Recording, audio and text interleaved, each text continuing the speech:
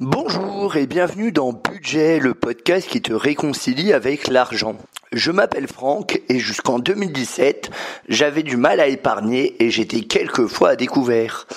En 2017, j'ai décidé de prendre les choses en main et j'ai réussi à mettre 10% de mes revenus de côté.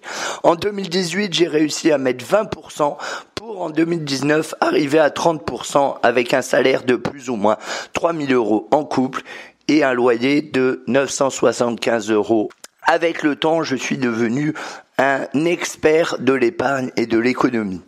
Ce podcast quotidien s'adresse à tous ceux qui débutent dans la gestion de l'argent et du budget, qui ont du mal à joindre les deux bouts, qui ont des croyances limitantes et qui ont besoin de techniques et de conseils afin de mieux gérer leur budget. Il ne s'adresse pas ou peu aux personnes qui mettent déjà 10 ou 20% de leurs ressources de côté ou qui recherchent des solutions en investissement ou en immobilier. N'hésite pas à t'abonner. À très vite.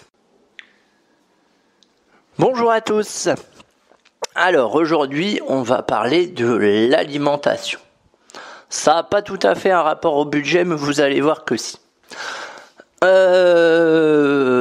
Comment vous dire les choses ?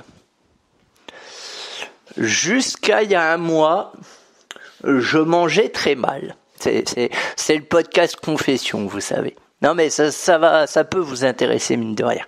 Jusqu'à il y a un mois, je mangeais relativement mal. J'achetais des paquets de chips, je mangeais des plats en sauce. Je me resservais 2 ou 3 fois, voilà, parce qu'on a un self et du coup, au self c'était un peu la fête. Avantage, c'est que les cuistots m'apprécient beaucoup. Voilà, je faisais entrée, plat, dessert, fromage systématiquement. Midi, le soir, pareil, je mangeais pas spécialement diététique. Voilà. Et il y a un mois, j'ai fait le Weekend Spark de Franck Nicolas, dont je t'invite d'ailleurs à écouter le podcast. Et j'ai une petite prise de conscience, mine de rien, parce que j'ai très peu mangé pendant ce week-end. Alors ça fait partie du trip, j'ai envie de dire, entre guillemets. J'ai très peu mangé. Le vendredi, je sais même plus ce que j'ai mangé. Je sais plus. Bon bref. Le samedi, j'ai rien mangé du tout toute la journée. Et pourtant on a fait du sport et tout ça. Et le dimanche, j'ai dû manger une petite salade. Voilà. Et du coup, j'ai eu une petite prise de conscience. Je me dis, tiens, je mange moins et je me sens plus en forme. Ça, c'est pas banal. Ouais, j'ai eu vraiment une prise de conscience parce que je pense que pour avoir les prises de conscience, faut tester les choses. Je pense que globalement, parce que on le sait que globalement, vaut mieux manger et tout ça. Tout le monde le sait, mais personne le fait, et c'est quand on commence à le faire qu'on se rend compte des choses. Et c'est là où généralement la petite graine elle germe et ensuite elle éclot. Bref, voilà, j'ai pris conscience que l'alimentation c'était quelque chose de compliqué chez moi, mais je le savais déjà, donc j'étais pas très surpris. Et en fait, alors je me suis pas mis au régime parce que j'aime pas, mais alors pas du tout les régimes pour le coup. Faut savoir, j'ai un rapport un peu compliqué à la nourriture, un peu compulsif et très épicurien. Donc voilà. Donc je n'aime pas les régimes, vraiment c'est quelque chose, faut pas m'en parler. J'ai décidé tout simplement de mieux manger. Il se trouve que j'ai une collègue qui s'y connaît assez bien en nutrition, donc je lui ai demandé quelques conseils et tout ça, je lui ai demandé de me coacher. Elle m'a dit de toute façon, vu d'où tu pars, ça peut que s'améliorer. Et voilà, ça fait depuis un mois que je mange plus varié en fait. Parce que comme je vous le disais, c'est pas un régime du tout, parce que je me prive pas. C'est juste que je mange autrement. Je mange plus équilibré. Il faut savoir qu'un repas, normalement, ça doit être 3 choses. Des protéines, des légumes et des féculents. Donc par exemple, un blanc de poulet, un peu de riz, des haricots verts. Ça par exemple, c'est un bon repas.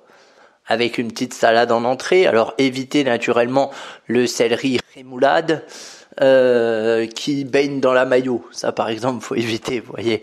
En entrée une petite salade, voilà, tranquille.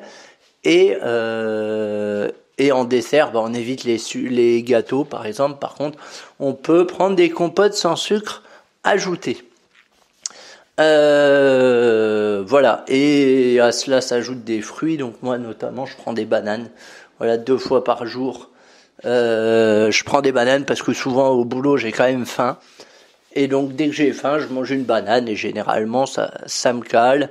Et au matin du yaourt, un peu de muesli dedans, une cuillère à soupe de miel, et c'est bon, emballé, c'est pesé. Et mine de rien, et j'ai choisi de faire du sport aussi en parallèle, décidément, que de bouleversement. Donc voilà, le matin je fais des squats tout simplement, et là mon idée c'est de faire 100 squats et d'en rajouter 5 tous les jours. Voilà, on verra à la fin du mois de juin ce que ça donne, mais voilà, c'est vraiment mon idée. Et je dois dire que je pensais que ce serait très compliqué. Parce que vraiment, avant, encore une fois, je mangeais très mal. C'est-à-dire que j'achetais un paquet de Finger. Le paquet de Finger, il me faisait 10 minutes, mais texto, et je le mangeais devant la télé. Et j'enchaînais les bâtonnets comme ça. Mais après, en même temps, les Fingers, c'est bon et on s'en rend pas compte. Donc voilà, je partais de très loin. Mais j'avais pris une décision qui était sincère. J'avais pris la décision de faire attention à ce que je mangeais. Et du coup, en ayant pris cette décision de façon sincère, j'ai finalement pas ressenti tant de manque que ça. J'ai pas ressenti tant de privation, la fameuse privation dont j'avais déjà parlé. Non, franchement, il y a des trucs qui me manquent, ça oui. Par exemple, en termes de gâteaux, il y a des gâteaux qui me manquent, clairement, mais j'ai pas craqué. Vous voyez, j'ai pas acheté de paquet de Finger, par exemple. Bon, à la place, j'achète des gâteaux gerblés, figues et ils sont bons. Mais voilà, c'est un autre délire, comme on dit. C'est un autre délire. Puis c'est pareil, les chips, j'évite et tout ça, mais ça me manque pas trop. Juste si quand je vais faire les courses, je suis automatiquement attiré par les gâteaux et tout ça, forcément. Puis bien évidemment, je vois des trucs qu'avant je voyais pas, des trucs bien dégueulasses. Du coup, ce que je fais, j'ai téléchargé l'application Yuka, YUKA, donc dont tu as sûrement entendu parler. C'est un truc où tu scannes les produits et ça te dit un peu, c'est un peu comme le Nutri-Score, mais en plus mieux, on va dire. Et l'avantage de Yuka, ou le désavantage, je ne sais pas, c'est que il y a plein de produits que j'achetais avant qui ne passent plus du tout sur Yuka. Voilà, du coup, tant que j'ai pas trouvé un truc que Yuka valide en étant bon ou excellent, je n'achète pas. Donc autant vous dire que je n'achète pas grand chose. Et faut savoir que les gâteaux bio et tout ça, c'est pas parce que c'est marqué gâteau bio que c'est bon pour la santé, parce que des fois il peut y avoir du gras, du sucre, voilà. Enfin ça aussi, le bio, on en reparlera. Donc voilà, vraiment, je Yukatise tout et j'achète en fonction de ce que me dit Yuka. Alors comment vous dire que pâte à tartiner, j'en consomme plus parce que j'ai pas trouvé. Bon, en même temps, le Nutella, ça devient compliqué d'en consommer. Et du coup, ça me tente plus. Mais effectivement, c'est compliqué de trouver des pâtes à tartiner. J'ai même essayé les pâtes à tartiner bio et tout ça, et l'application ne veut pas me les prendre. Ça doit être signe que je dois pas en manger, je pense. Je sais pas trop. Mais voilà, par contre, il y a des chips que vous pouvez acheter. Les Lay's, par exemple, pour Yuka, c'est bon. Les Lay's nature, pas barbecue ni quoi que ce soit. Les Lay's nature, c'est bon. Voilà, bon bref.